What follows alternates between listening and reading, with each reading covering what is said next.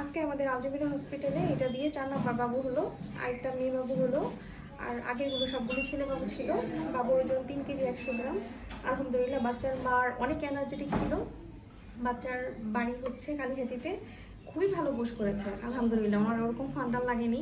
First বেবিতে fundal লাগে না, মানে খুবই কম, রেয়ার কেস। খুবই মানে কি বলবো, খুব ভালো বুশ করতে পেরেছে। উনি ভর্তি হয়েছে আজকে সকাল 10টা 25-এ, বাবু 2টার আগেই হয়ে গেছে।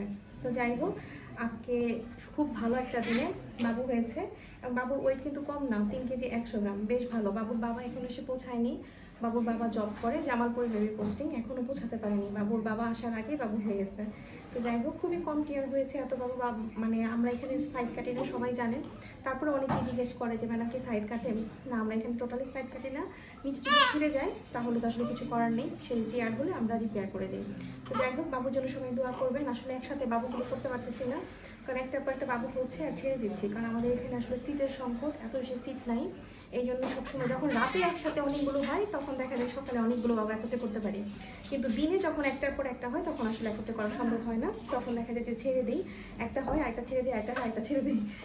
অলরেডি 3টা ছেড়ে দিচ্ছি না, অলরেডি 3টা ছেড়ে দিয়েছি। আর এটা হচ্ছে 4 নাম্বার।